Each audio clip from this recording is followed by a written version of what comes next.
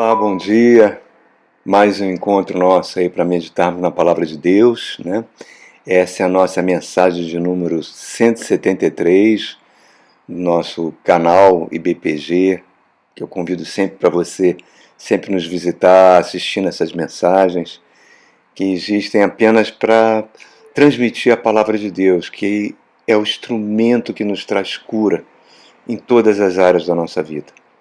E hoje a mensagem que eu queria compartilhar com os irmãos chama-se A Carta. Carta, quanto tempo faz que você... Eu perguntei isso na igreja no último domingo. Ninguém levantou a mão quando eu perguntei quem já escreveu uma carta nos últimos 5 anos. Comprou um bloquinho de carta, uma caneta e escreveu no papel, não? Ou mandou um cartão de Natal, ou mandou um cartão postal. Isso era tão comum, né? Há 15 anos atrás, mas com a informatização de tudo, e-mail, WhatsApp, as pessoas perderam esse hábito. Mas a nossa querida Bíblia, as Escrituras Sagradas, na realidade, ela é constituída por muitas cartas. O Novo Testamento, 80% ele é feito de cartas, né? Cartas igrejas, cartas pessoas. O Antigo Testamento tem também passagens bem marcantes sobre cartas, aquela que o rei Ezequias está cercado pelo exército assírio e o general Senaqueribe manda uma carta afrontando ele, afrontando a Deus. Ezequias pega aquela carta, vai no templo e coloca diante de Deus: Senhor, olha essa carta que eu recebi, estão afrontando o seu nome. A carta, e aqui nós estamos diante de uma outra carta que eu queria ler para vocês. Mas antes disso, eu quero dizer para você que a própria Bíblia é uma carta de amor que Deus escreveu para nós, para vivermos nesse mundo. Agora, eu queria mostrar uma carta, que é a carta que Deus ditou para o profeta Jeremias para os exilados na Babilônia. Está em Jeremias capítulo 29, nós vamos meditar em alguns versos dessa carta. O teor da carta é tão atual. O teor da carta, apesar de ter sido escrita há mais de 2.500 anos atrás, mas é tão atual que parece que Deus está escrevendo essa carta agora, e está mesmo, para nós, porque reflete em várias áreas da nossa vida. Reflete o caráter de Deus, o que Deus pensa a nosso respeito, quais são os planos de Deus para nós. É uma carta que traz esperança, principalmente quando nós nos vemos no meio de situações desagradáveis, situações inesperadas, situações que a gente sabe lá no fundo do nosso coração que iriam acontecer, mas que a gente torcia para que não acontecesse, né? Projetos de vidas que desandam, relacionamentos que se acabam, casamentos que entram em crises, filhos que você criou com tanto carinho, mas que de repente estão seguindo caminhos perigosos, portas fechadas de trabalho, transferências de cidade ou de lugares que muitas vezes a gente não queria que acontecesse essas transferências. A gente fica até detestando o lugar que a gente foi colocado. Ficamos perplexos, irmãos. Por que estamos passando por isso? Mas eu ouso dizer, queridos, que grande parte dessas dificuldades que nós passamos foram criadas por nós mesmos. Nós somos responsáveis por muita coisa desagradável que acontece conosco. Existe uma lei que é uma lei inflexível, uma lei física, a lei da gravidade, né? Se eu jogar a Bíblia para o alto, certamente ela vai cair. A gravidade faz isso, é inflexível. Mas existem também leis espirituais que são inflexíveis. Em Gálatas capítulo 6, verso 7, diz: de Deus não se zomba, ou que aquilo que o homem semear, ele vai colher, seja para o bem ou seja para o mal. E o Espírito Santo, irmãos, ele trabalha o tempo todo na nossa consciência. Trabalha no nosso espírito trabalha na nossa consciência. E nos alerta: olha, não faça isso, não pense dessa forma, não tome essa atitude, não diga essas palavras.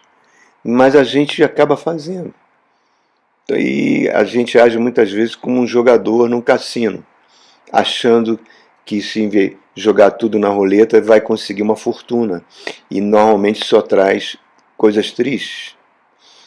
e a gente vai se desviando da rota que Deus quer que a gente fique, do rumo que a gente fique. E a gente desviando da rota é aquilo que eu falei na mensagem sobre a disciplina. Nós vamos estar sempre ficando debaixo da disciplina de Deus, que nem sempre é boa. Não, nem sempre é agradável, perdão. Boa ela sempre é. Ela pode ser dolorosa e muitas vezes ela é inevitável para o nosso próprio bem. Por quê? Porque para forçar a gente a cair em si muitas vezes, né? É aquela parábola do filho pródigo, né? Que pegou aquela fortuna do pai e fez a sua vida virar um verdadeiro caos e acabou a sua vida no meio de porcos. E naquela situação terrível ele cai em si e fala: pequei contra os céus, pequei contra o meu pai. É mais ou menos isso que está nessa parábola que Deus espera que muitas vezes a gente faça. A gente caia em si, a gente volte para o caminho, a gente volte para Deus, volte para o rumo que Deus traçou para nossas vidas. Né? Em Mateus 13, Jesus conta duas parábolas muito sérias e muito importantes. A parábola da rede e a parábola do joio. As duas parábolas dizem a mesma coisa. Né? A rede do pescador que lança ao mar e pesca peixes de vários tipos. Depois que ele vem para a praia, ele separa os peixes bons e os peixes ruins ele joga fora. Jesus fala: assim será quando eu voltar. Os meus anjos, os anjos de Deus, irão separar os bons e os maus serão lançados na fornalha eterna.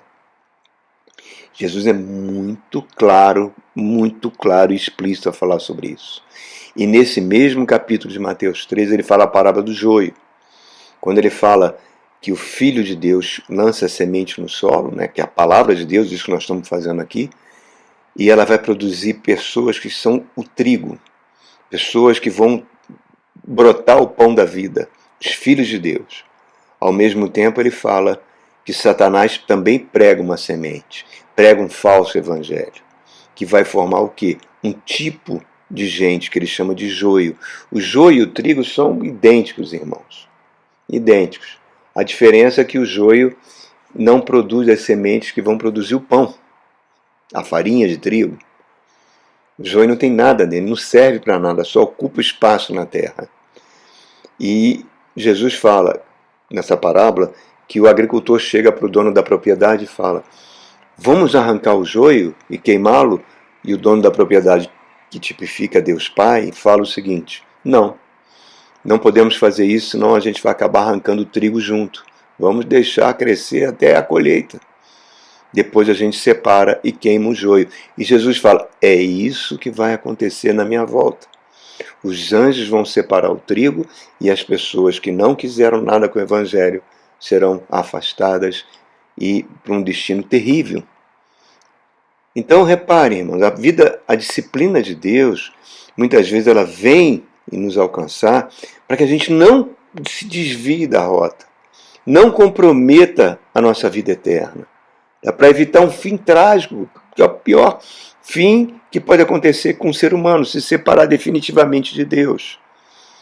Então Deus muitas vezes vai permitir que nós passamos por situações diversas, que nós muitas vezes fomos os responsáveis por ela, e paguemos o preço dessas escolhas, dessas decisões que nós tomamos, para o nosso próprio bem. Então, nessa carta de Jeremias 29, eu queria falar do contexto.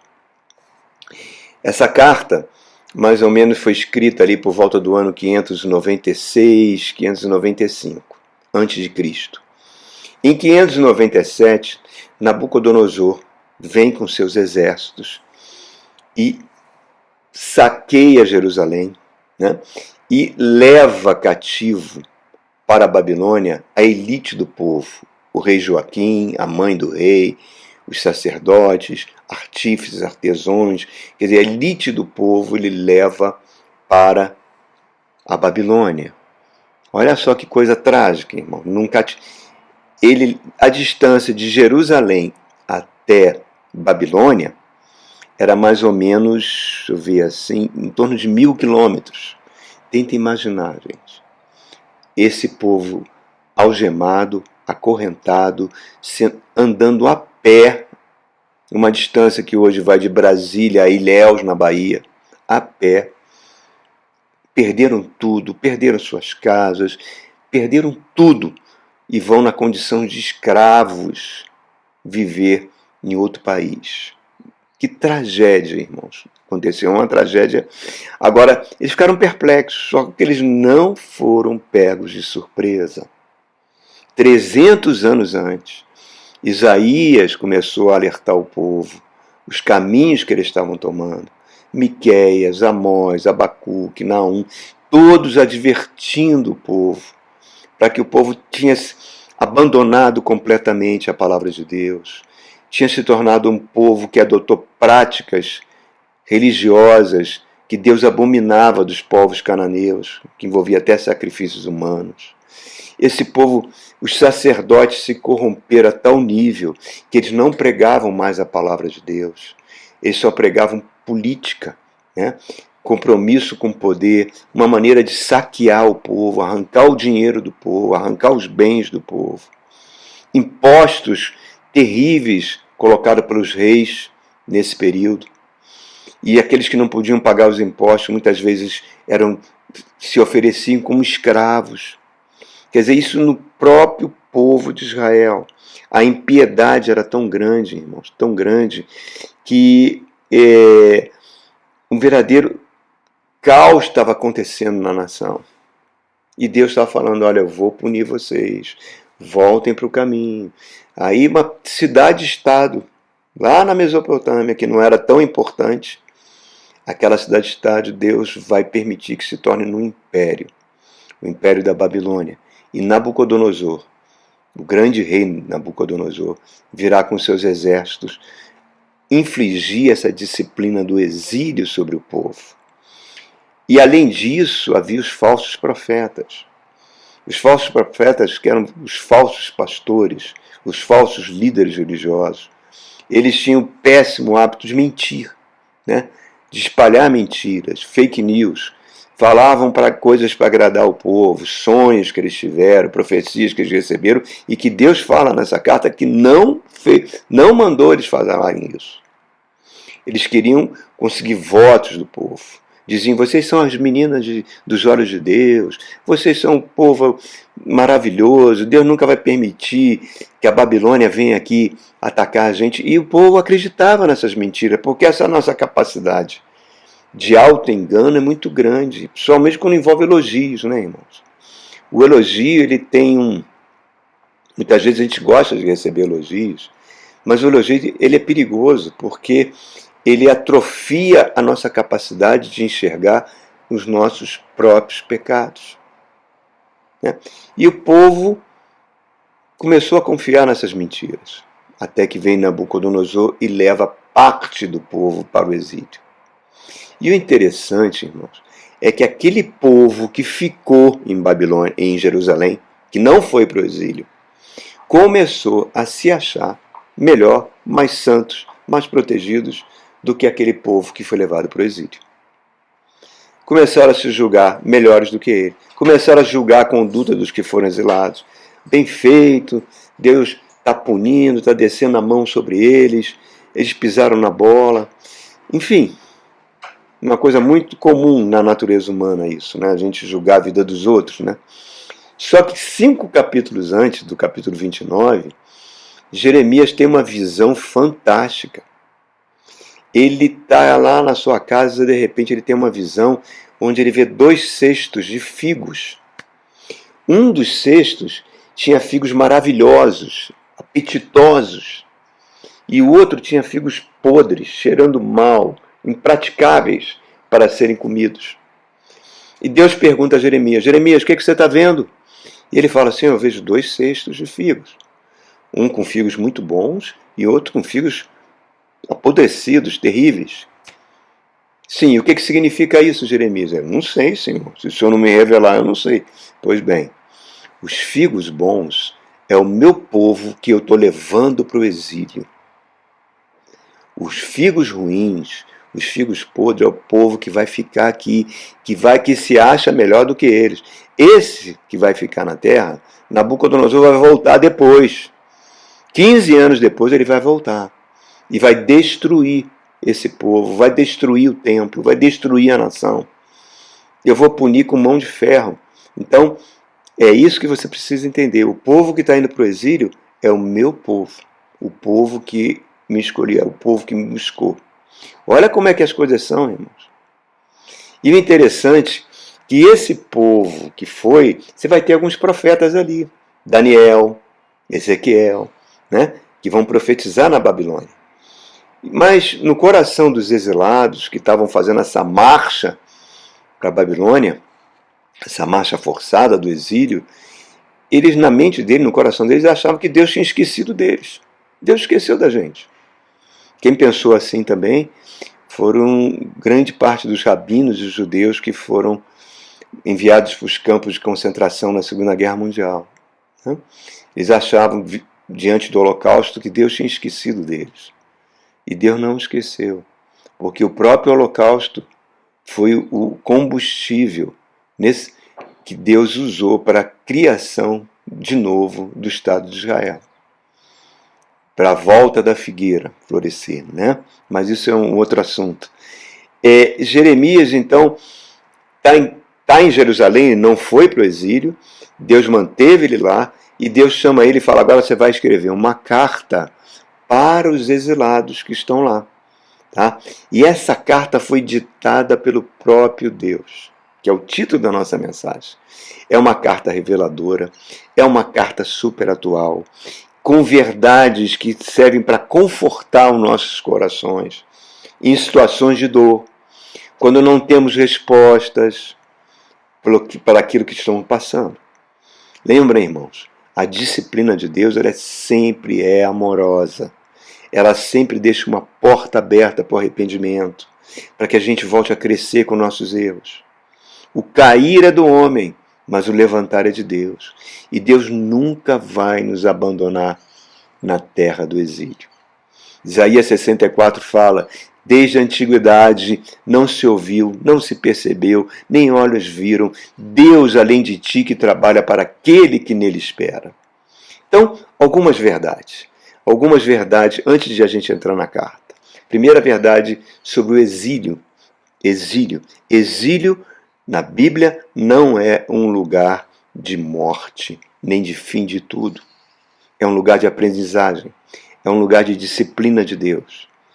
Então, irmãos, a Bíblia fala que nós não somos deste mundo, que nós não pertencemos a esse mundo. Jesus, em João capítulo 17, na sua oração sacerdotal, ele fala o seguinte, Pai, não os tire do mundo. Eles não são do mundo, como eu também não sou, mas não os tire do mundo. Porque aqui é o lugar de aprendizado. É aqui que nesse ambiente de sofrimento criado pelo ser humano e pelos demônios, pelas forças espirituais da maldade que atuam nas mentes dos seres humanos sem Jesus, é esse lugar, exatamente nesse lugar, que nós vamos ter que aprender a crescer, a viver. Então nós estamos exilados. Aqui, tanto é que o Apocalipse chama o mundo de Babilônia. Babilônia vem de Babel, a Torre de Babel, né? E Babel significa confusão. Então nós não pertencemos a esse mundo. Se você entregou a vida a Cristo, a Bíblia fala uma coisa, uma verdade que a gente não pode perder de vista. Ela fala que nós fomos transportados do império das trevas para o reino do seu amor. A Bíblia fala em Efésios, fala em Colossenses, que nós estamos assentados à direita com Cristo nas regiões celestiais. O que significa isso? Que o nosso espírito, que foi recriado, e o espírito não está limitado ao tempo e ao espaço, o nosso espírito, que é o nosso verdadeiro eu, o nosso homem interior, ele estava morto, entregou a vida a Cristo, nasceu de novo, ao mesmo tempo ele está nas regiões celestiais com Cristo, recebendo a vida de Cristo, que Jesus fala que sem ele nada podemos fazer. Ele é a videira verdadeira. Recebemos essa vida, o Espírito Santo implanta essa vida do Cristo em nós. E ao mesmo tempo nós estamos lá. Quer dizer, nós não pertencemos mais a esse império das trevas que está aqui. O nosso corpo, a nossa alma, nosso ser está aqui nesse mundo, mas nós não estamos mais verdadeiramente, espiritualmente aqui. Então, essa é um lugar de confusão, irmão. Basta você ligar a televisão. Todo dia tem uma tragédia. Todo dia tem mortes que nos chocam. A gente liga a televisão, vê aqueles imigrantes morrendo na travessia da África para a Europa. Famílias inteiras morrendo. Porque no seu país de origem só sobrou violência, gangues, extermínio. Então eles vão, no desespero, enfrentar a morte nessa travessia. A ONU divulgou essa semana que existe 100 milhões de pessoas em condições subhumanas, sem o mínimo para sobreviverem. Olha que tragédia esse planeta, irmão. E se você muda de canal, você está lá numa reportagem mostrando hotéis de luxo de 5 estrelas, pessoas usufruindo daquele luxo todo. É complicado um mundo assim, né? É um mundo que parece muito com a Sodoma que Deus destruiu. Um mundo que se parece muito com o reino de Judá que se tornou antes do exílio. Um mundo de desigualdade, um mundo de falta de amor ao próximo, um mundo de falta de solidariedade. Sodoma foi destruída não pelos pecados sexuais. Deus fala para Ezequiel que destruiu ela porque ela não tinha mais compaixão pelo pobre, pelo órfão, pela viúva. Então, irmãos, olha só. Esse é o mundo que nós vivemos. Pedro fala nas suas cartas, Colossenses fala que esse mundo está sendo entesourado para o fogo com a volta de Cristo. Mas Deus deixou para a gente aqui uma carta, a Bíblia Sagrada. A carta para os exilados cristãos que estão nesse mundo. É uma carta que é o farol nessa Babilônia que nós vivemos. É a nossa estrela guia, é a verdadeira profecia, é a palavra que entra na nossa mente, faz separação entre alma e espírito, que traz a vida do Cristo para nós, que traz da mente para... entra na nossa mente, mas vai para o nosso coração, que nos ajuda a transformar. É o nosso manual de como viver no exílio, que é esse mundo. Então, exílio não é um lugar de sofrimento. Então, apesar dos sofrimentos que nós estamos passando aqui, o exílio não é um lugar de morte nem de fim de tudo. Estamos aqui para crescer como seres humanos, para nos aproximarmos mais da imagem de Cristo. Segunda verdade, agora vamos para a carta. Vamos lá em Jeremias 29, verso 4. Fala assim: assim diz o Senhor dos Exércitos, o Deus de Israel, a todos os exilados que deportei de Jerusalém para a Babilônia. Reparem, no verso 1, está falando assim, ó, este é o conteúdo da carta que o profeta Jeremias enviou de Jerusalém aos líderes que ainda restavam entre os exilados. Então, o próprio Deus ditou. Ele está falando no verso 4. Assim diz o Senhor. Eu quero que você mande essa carta para todos os exilados que deportei de Jerusalém para a Babilônia. Não foi o diabo, foi o próprio Deus. O próprio Deus que deportou esse povo para o exílio. E aí, a primeira verdade que vem à mente é: nós estamos no lugar que Deus nos colocou. Se o próprio Deus deportou o seu povo e nós estamos aqui, né? E se você é filho de Deus, se você pertence ao Senhor, Ele te colocou no lugar de crescimento, aonde você está hoje. Seja geograficamente, seja posicionalmente falando. Tá? Quantas vezes, irmão, na minha carreira, eu fui enviado para lugares que eu não queria. Lugares que eu achava que eu seria esquecido, que a minha carreira seria atrofiada. E hoje, tantos anos depois, eu ainda usufruo dos frutos de ter passado por aqueles lugares, irmãos. Romanos 8, 29 diz que todas as coisas cooperam para o bem daqueles que amam a Deus, mesmo que a gente não entenda. O lugar já pode ser geográfico, você pode se mudar para uma outra cidade, para um outro país. Você não queria isso, mas circunstâncias te levaram a isso. Né? Pode ser funcional. de repente você é mudado no seu trabalho para uma outra seção, para um outro lugar. Enfim, é nesse lugar que Deus vai te abençoar. É nesse lugar que você será restaurado. É nesse lugar que as coisas vão acontecer. Então, irmãos, preste atenção no que a Bíblia está dizendo aqui para a gente. Muitas vezes a gente não entende os pensamentos de Deus, não entende os caminhos de Deus. Isaías 55 diz que os pensamentos de Deus, os caminhos de Deus são mais altos que nossos pensamentos, que nossos caminhos. Então vamos aprender a descansar. Vamos aprender a aceitar com ações de graças, sem murmurar. Mesmo que seja um local que você vai passar por algumas humilhações, porque elas vão nos ensinar lições preciosas de humildade, vão nos fazer crescer. Atitudes como, eu detesto esse emprego, detesto essa cidade, detesto esse lugar, a nossa vida trava, irmãos. Não avança, não avança. Vamos agora para a terceira verdade.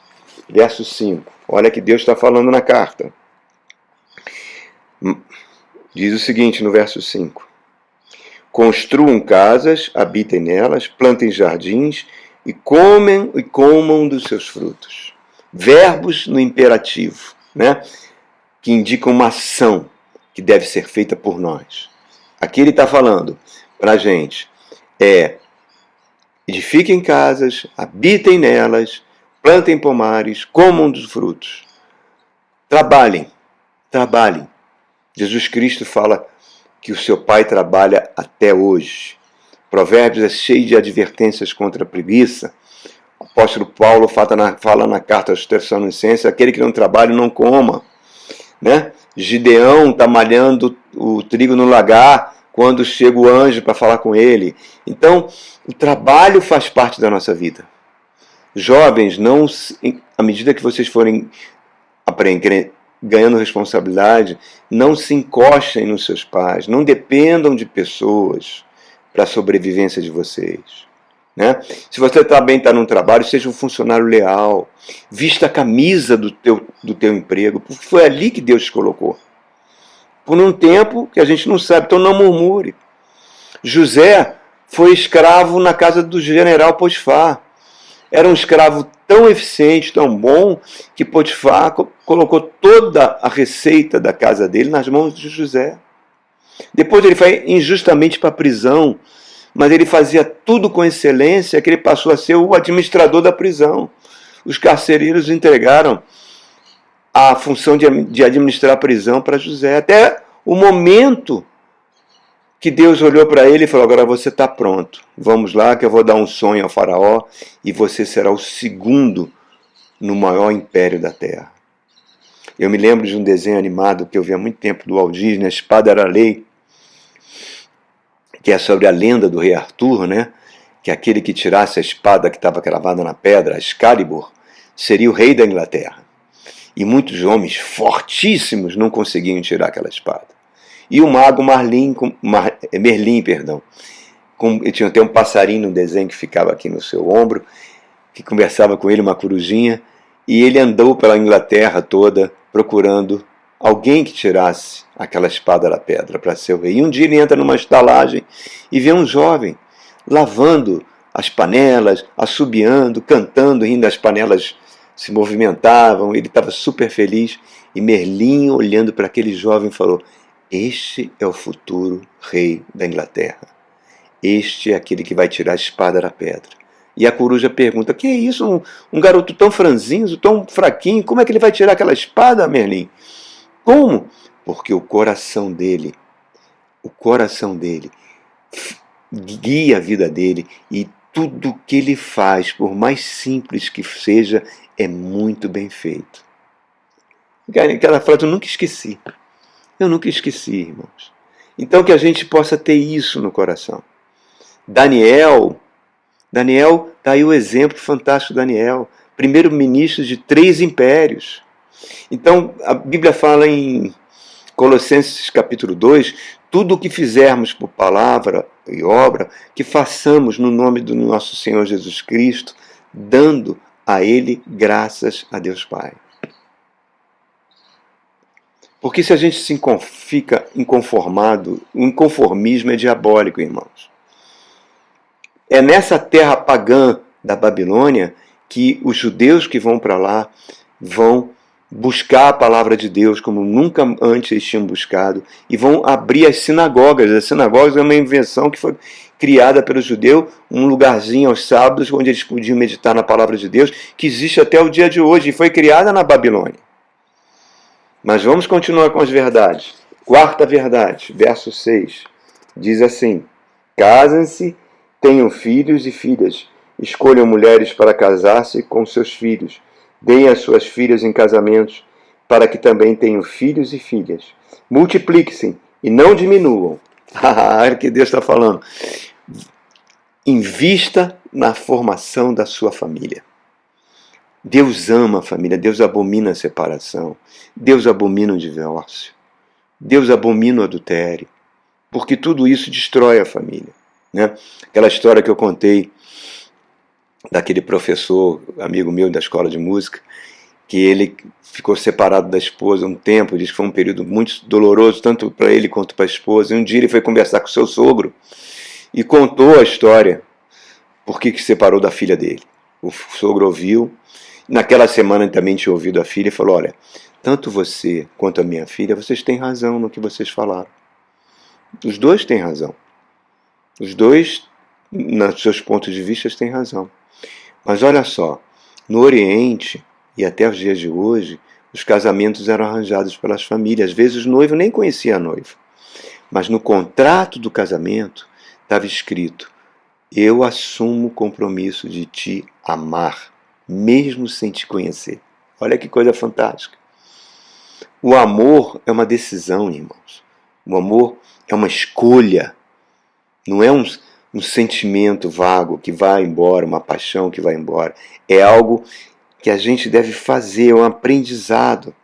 Nós falamos no vídeo sobre a disciplina, pais que não disciplinam seus filhos, que são negligentes na disciplina dos filhos, estão demonstrando falta de amor. Porque não estão preparando os seus filhos para viverem nessa terra de exílio, onde tem muito sofrimento. Muito sofrimento. Então, Deus também dispôs para mim e para você a oração. A oração para a gente gastar tempo de oração com Deus. Até para planejar o nosso futuro. Planejar um futuro cônjuge para você. Uma futura família para você. Ou então, se a tua família está desandando, pedir para Deus dar sabedoria para você, para começar por você o conserto da sua família. Corrigir aquilo que não está funcionando hoje. Né? Então, muitas vezes é assim, irmãos. Deus está falando em vista na família. Às vezes eu vejo tantas moças que têm medo de ficar solteiras e vão manter relacionamentos que lá na frente sabe que elas vão sofrer por causa disso. Vão namorar pessoas que têm problema com drogas, problemas com bebida alcoólica, têm problemas com dívidas em família. A pessoa sabe disso tudo, mas ela acha que lá na frente Deus vai mudar. Pode mudar, claro que pode. Mas ela está agindo como um jogador no cassino. Então, que a gente busque a oração, que a gente dependa mais de Deus. Mais uma verdade do exílio nessa carta. Verso 7. Busquem a prosperidade da cidade para a qual eu os deportei. Orem ao Senhor em favor delas, porque a prosperidade de vocês depende da prosperidade dela. Olha que coisa fantástica. Tem tudo a ver com quem está em Romanos 14 também. Interceder pelos governantes. Os governantes do seu país, do seu estado e da sua cidade. Mesmo que você não goste deles. Mesmo que você não votou neles. Né? Todo ser humano é um ser político. Todos nós temos escolhas políticas, né? Direita, esquerda, centro, enfim, não importa. Mas a partir do momento que aquela pessoa está no poder, foi eleita pelo voto popular, foi ungida pelo voto popular, ela é uma representante de Cristo na terra. Porque Jesus falou: toda autoridade sobre céus e terra estão nas minhas mãos. E Romanos 14 fala que os ministros de Estado, os ministros humanos, são instrumentos de Deus para aplicar a ordem, para aplicar a justiça no país. Então, Deus está falando, você vai ser próspero se o teu país é próspero. E o teu país próspero depende da sua oração. Olha só que coisa fantástica, irmãos. Ainda mais que nós vivemos, nos últimos 5 anos, uma polarização diabólica no país. Por causa de escolhas políticas, famílias se dividiram, amigos se separaram, igrejas foram divididas, né? Então, Deus abomina essas. A palavra diabolos vem de diabo, que significa aquele que separa. Então, a prosperidade depende do Brasil. Muita gente, eu quero ir para Portugal, porque lá é bom nisso, naquilo. É só você acompanhar as notícias, como o racismo contra o brasileiro, a intolerância contra o brasileiro tem aumentado lá, inclusive com muita violência. Então, é o lugar que, se o Brasil é o teu país, se você está aqui, ore para essa nação.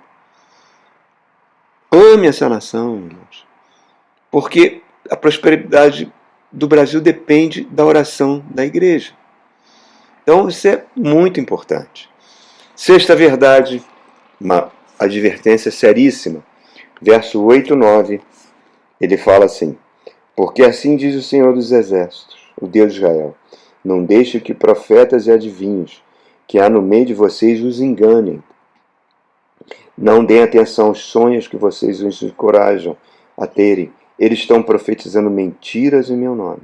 Eu não os enviei, declara o Senhor. Lá no verso 21, 23, ele até cita o nome de alguns falsos profetas que Deus, o próprio Deus, ia tirar a vida deles. Porque é um flagelo, irmãos. É um verdadeiro flagelo.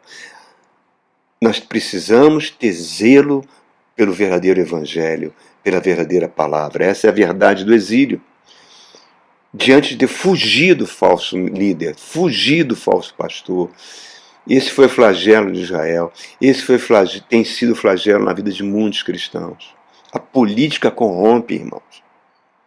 Você, como ser cidadão, você pode ter as suas opções políticas, até o seu engajamento político. Concorrer a cargos políticos, tudo bem. Mas um homem que está no púlpito de uma igreja não pode fazer isso. Não pode fazer isso. Perguntaram a Billy Graham: você arrasta multidões aos estádios.